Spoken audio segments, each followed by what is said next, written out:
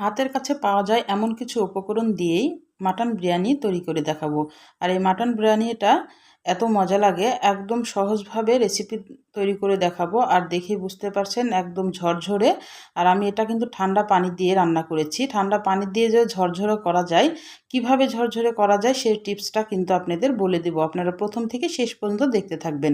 আসসালামু আলাইকুম, হ্যালো বন্ধুরা, আপনারা কেমন আছেন? আশা করি আপনারা ভালো আছেন। আমি আলহামদুলিল্লাহ ভালো আছি। আমার শখের কিচেনে আপনাদের সবাইকে স্বাগতম। প্রতিদিনের মতো আবার একটি রেসিপি নিয়ে এসেছি, মাটন বিরিয়ানি বা খাসির বিরিয়ানি। আমি কিভাবে তৈরি করছি দেখতে থাকুন। আগে আমি মশলাটা তৈরি করে নিব। এই মশলাগুলো কিন্তু সবারই ঘরেই থাকে। আদা রসুন দিয়ে দিলাম, আর আমি অল্প একটু জয়ফল দিয়েছি। জয়ফলটা কিন্তু সিদ্ধ হতে সাহায্য করবে। আর কাঠবাদাম, কাজু বাদাম আর গোলমরিচ দিয়েছি। এখন এটাকে আমি পেস্ট করে নিব।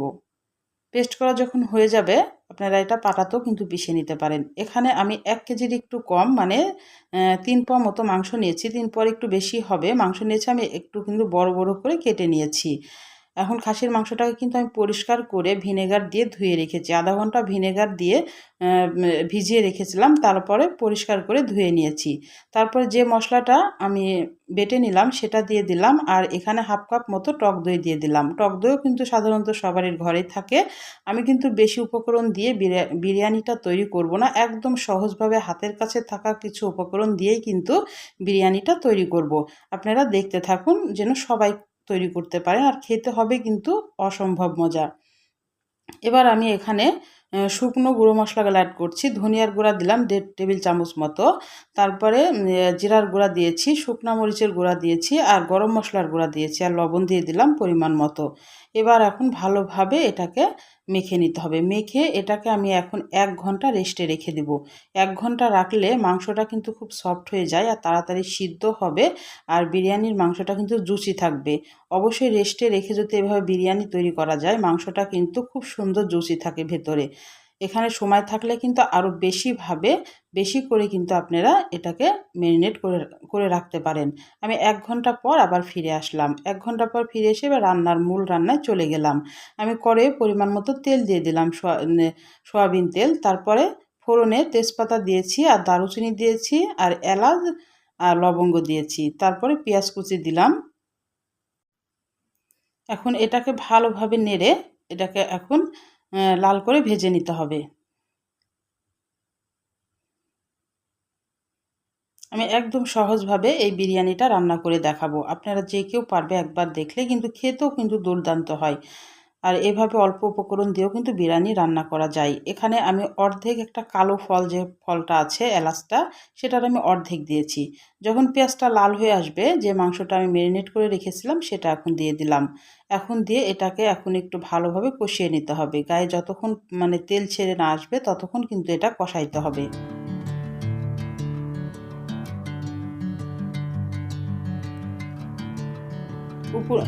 এবারে ঢেকে দিতে হবে। কষানোর টাইমে কিন্তু অবশ্যই একটু ঢেকে দিতে হবে। দিয়ে আবার নেড়েচেড়ে দিতে হবে। উপরে তেল উঠে এসেছে দেখে বুঝতে পারছেন। এখন এই পর্যায়ে আমি পানি দিয়ে দিলাম। আমি ঠান্ডা পানি দিচ্ছি। আমি কিন্তু আজ রান্নাটা পুরাটাই মানে ঠান্ডা পানি দিয়ে তৈরি করব। নরমালি যে পানিটা আমরা খাই সেই পানি দিয়ে কিন্তু আজ মানে বিরিয়ানিটা রান্না করব। আমি এখানে কোনো গরম পানি ইউজ করব না। পানিটা যখন একদম শুকিয়ে আসবে তখন জানবেন যে মাংসটাও কিন্তু সিদ্ধ হয়ে যাবে। আর উপরে কিন্তু তেল উঠে এসেছে। আমি এই চালটাকে আধা ঘন্টা পানিতে ভিজিয়ে রেখেছিলাম। তারপরে এমনি পানিটা শুধু ফেলে দিয়েছি, একদম শুকনো করে ফেলিনি। দিয়ে চালটা আমি দিয়ে দিলাম। পোলাও চাল নিয়েছি এখানে। পোলাও চালের বিরিয়ানি তৈরি করে দেখাবো খাসির মাংস দিয়ে। এখন আমি এটাকে 1 থেকে 2 মিনিট মতো নাড়বো, কারণ অনেক পানি আছে, এটা অনেকক্ষণ শুকানো যাবে না। এটা শুধু 1 মিনিট মতো একটু নেড়ে চেড়ে এখানে আমি ঠান্ডা পানিটা দিয়ে দিব। আর ঠান্ডা পানি দিয়েও যে বিরিয়ানি ঝরঝরে করা যায় সেই টিপসটাই কিন্তু আপনাদের বলে দিব। আপনারা অবশ্যই ধৈর্য ধরে ভিডিওটা দেখতে থাকুন। এখন পরিমাণ মতো পানিটা দিয়ে দিতে হবে। এবার আমি এখানে একটা লেবুর রসকে চিপে দিচ্ছি। দেখে বুঝতে পারছেন আমি কিন্তু এখানে লেবুর রস চিপে দিচ্ছি। অবশ্যই এই টিপসটা ফলো রাখবেন। ঠান্ডা পানি দিয়ে যদি রান্না করেন তো অবশ্যই লেবুর রসটা দিবেন। না হলে যদি লেবুর রস না থাকে হাতের কাছে ভিনেগারটা দিতে পারেন। লেবুর রসটা দিলে আপনার ভাত ঝরঝরে হবে, কখনোই ল্যাকটা হবে না। আর পানিটা তো অবশ্যই মেপে দিতে হবে। আমি 1.5 কাপ চাল নিয়েছিলাম, 3 কাপ পানি দিয়েছি। এখানে 2 টেবিল চামচ মতো চিনি দিয়ে দিলাম। যেহেতু টক দই ইউজ করেছি, লেবু ইউজ করেছি, এখানে চিনিটা অবশ্যই দিতে হবে, তাহলে ব্যালেন্স আসবে। আর এখানে ফ্লেভারের জন্যে আমি 2 টেবিল চামচ মতো বিরিয়ানির মশলা দিলাম। এটা কিন্তু একদম 1 প্যাকেট বা 1.5 প্যাকেট বা মানে আধ প্যাকেট আমি এরকম দিই নাই। এমনিতে একটু ফ্লেভারের জন্যে আমি 2 চামচ মতো দিয়েছি। আমার ঘরে ছিল তাই দিয়েছি। এটা না দিলেও কিন্তু আমি মানে বিরিয়ানিটা কিন্তু খেতে ভালো লাগবে। আমার ছিল তাই দিয়েছি। আমার পানিটা শুকিয়ে গেছে। এবার আমি এখন দমে বসাবো। তাই কিছু মরিচ দিয়ে দিলাম, আস্ত কাঁচা মরিচ। এটা কিন্তু খেতে খুবই ভালো লাগে বিরিয়ানির সাথে। আর আর ফ্লেভারের জন্য শাহি ভাব আনার জন্যে অল্প একটু মানে কয়েক ফোঁটা কেওড়া জল আর কয়েক ফোঁটা গোলাপ জল দিয়ে দিলাম। দিয়ে এখন এটাকে একটু নেড়ে চেড়ে উপরে বেরেস্তা আর কিশমিশ দিব। এটাও মানে স্বাদের জন্যে।